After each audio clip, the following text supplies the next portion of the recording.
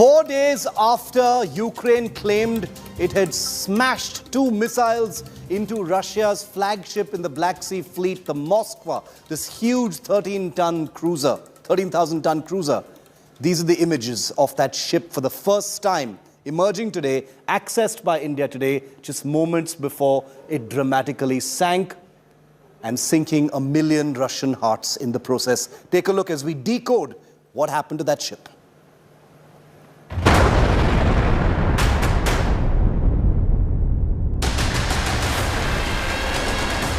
An unthinkable image for every Russian. A sight that will sink millions of Russian hearts. Just days after Russia's Black Sea Fleet flagship sank, the first image has emerged of the stricken vessel of war. Once an icon of Russian pride, seen in these final moments last week, listing dangerously to one side after either being hit by Ukrainian missiles or a devastating explosion on board. Let's try and decode this first dramatic image of the stricken 13,000-ton guided missile Russian cruiser. The most obvious is the smoke billowing out of the superstructure, clear signs of fires still blazing below deck. Also notice how the ship is listing dangerously to one side, confirming structural damage from the explosions. If the Moskva was indeed hit by a pair of Ukrainian Neptune missiles, then they appear to have smashed into the ship in this frontal area, just behind where the ship's own P-1000 Vulcan anti-ship missile launchers are located. Notice these gaping holes in the hull of the ship? Some of the strongest evidence that a missile strike is likely what doomed the Moskva. These appear to be impact points for the incoming Ukrainian sea-skimming missiles. There is also clear smoke damage in the rear end or the aft of the ship, suggesting that this photograph was taken after a much larger fire consumed the vessel. The picture of the doomed Moskva has clearly been taken from another Russian vessel, one of many that converged for rescue operations. While this new image of the damaged Moskva answers many questions about where the ship was hit and where was the damage caused, several questions still remain unanswered. While this new image of the damaged Moskva answers many questions about where the ship was hit and the kind of damage that was caused, several unanswered questions remain, questions that will hopefully be answered in the days ahead. For instance, how did just 2 anti-ship missiles sink this huge ship? Why is there total silence on the condition of the 510 crew who were reportedly evacuated? Did the Ukrainian missiles cause a fire detonating ammunition on board? If the fire was accidental as Russia claims, why is Russia talking of retaliation? And finally, why are families of the crew on board so conspicuously unheard and unseen? With the Moskva, Russia has lost more than just any military platform. It has lost a piece of its legacy and military heritage. With Mausami Singh in Dnipro, Ukraine, Bureau Report, India Today.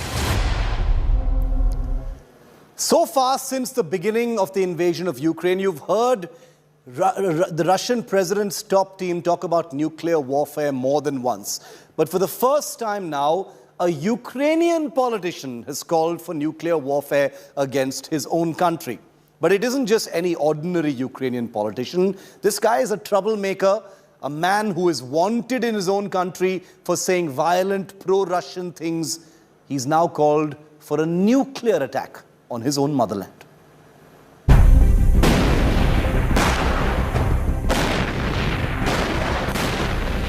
Over nearly 2 months of his invasion of Ukraine, Putin has consistently amplified the nuclear threat,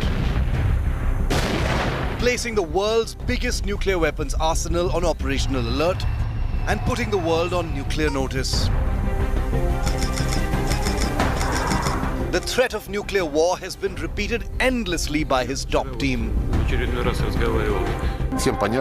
Everybody understands that World War III can only be nuclear. And now, A call for nuclear war has gone out from a Ukrainian politician. This telegram post by Ukrainian MP Ilya Kiva has triggered a fresh storm during the conflict. Ilya Kiva, to be sure, is a controversial figure who was elected as a member of Ukraine's parliament from a pro-Russian opposition party. After the invasion of his country, his continuing pro-Russian rants got him sacked as member of Ukraine's parliament. No one wants to understand. The Ukrainian government consists of buffoons, screenwriters and video clip editors. On March the 6th, in fact, Ukraine's prosecutor general accused this motor-mouthed former MP of causing enormous damage to the state of Ukraine with actions and statements and doing everything in his power to invite the Russian aggressor into Ukraine. The tone, tenor and comments of pro-Russian politicians in Ukraine has become an exploding issue in the war-torn nation, with no mercy likely to be shown. And Ilya Kiva's alleged calls for nuclear war on his own motherland appear to reflect just how desperate things have become. Bureau Report, India Today.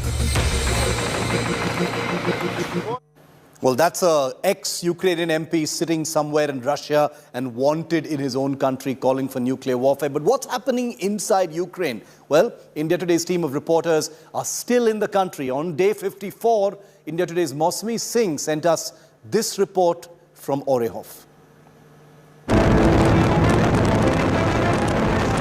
The devastation continues in Ukraine.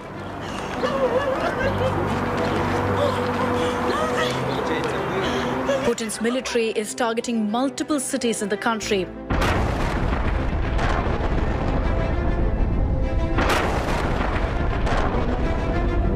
Orikhiv, which is one of the cities that's faced massive destruction. Victor, a local resident India Today spoke to, shared the horrors he faced. He's lost his beautiful house to the war. I will show you the entire house. From the road, you can see that the entire drawing room is actually been thrown open. The walls are falling. This is his living room, his bedroom, everything. He's been picking up pieces. It's a holiday today, but Victor has no option. There's no water, there's no electricity, and this is in fact where he sleeps. He sleeps and he cooks. You can see that this is his bed. He shifted his bed. An old man already ailing. This is the face of Ukraine. They were shelling in the night. I spend the night in the kitchen of my house. It is higher than the other spaces. This is our life. You do not know whether to go to the basement or continue to lie in the kitchen. I am old. I am 73 years old. It is like this for everyone. Tamara says she survived World War II. She claims the Germans then spared their homes, but not the Russians. How are you feeling? My daughter lives in Russia. She calls me and asks me to come visit her, but I have dogs and cats in my house. How can I leave my country and my home? In the Second World War, the Germans never bombed houses, but the Russians are doing just that. The city is facing continuous shelling, but Ukrainian soldiers are putting up a fight. Even as you hear constant bombardments that are happening on the other side, sir, what is happening? На данный момент мы наблюдали, как начали в очередне бомбить місто Оріхів, яке немає тут. In this town is no basic Ukrainian soldier. It's not soldier in this town, but Russian soldier attack this town, attack building people. They must live there. Oh my God! Oh my God! We must go. We have to go very fast. There is a lot of bombardment that is happening.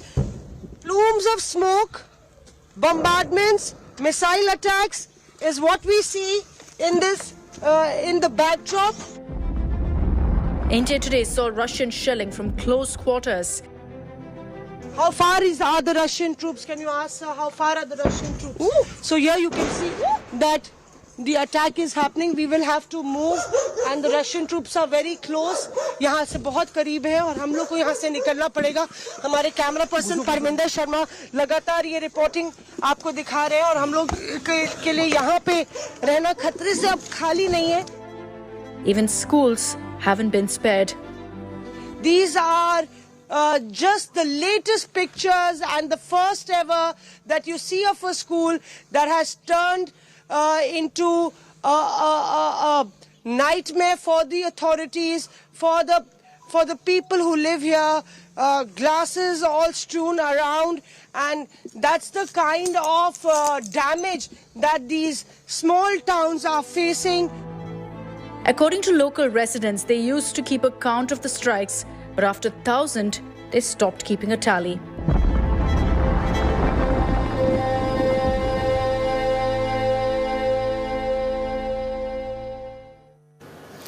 It's the city where India Today started its coverage of the Ukraine war, and it's the city that's now in the epicenter of some of the fiercest fighting. Mariupol, the Russians claim, has fallen. Has it? Take a look.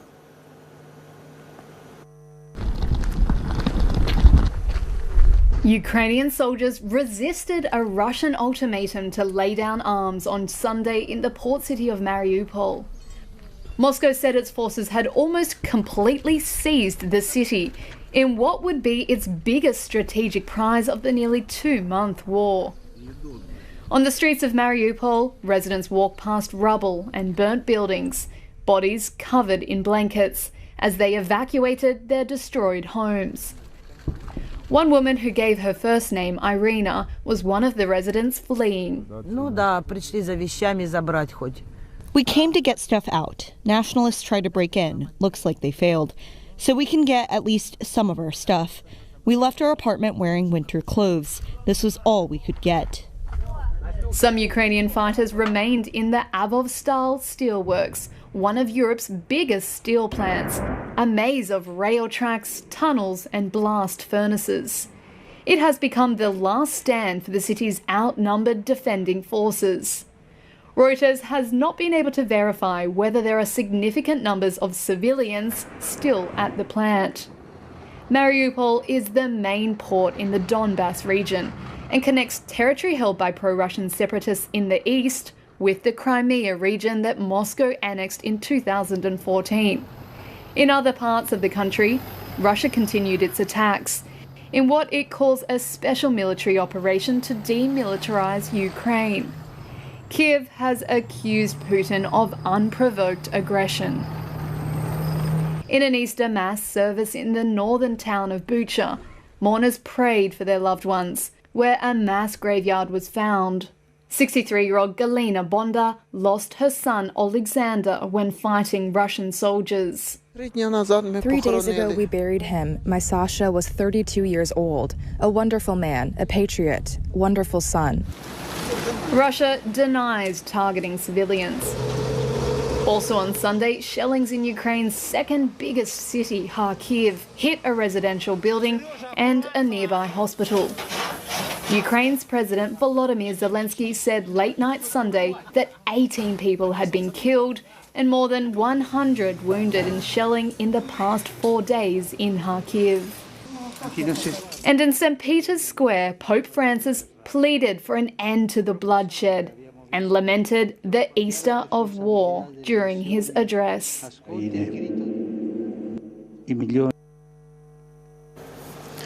And the human devastation that continues nearly 2 months into this entire invasion of Ukraine emerges and presents itself in city after city. The latest is Trostianets, where the civilians who've lost literally everything face leaving the town while walking past the bodies of their loved ones. Take a look. Well, that's it on Newstrack. Thanks so much for watching. I'll see you at the same time tomorrow. Up next, it's Rajdeep with News Today.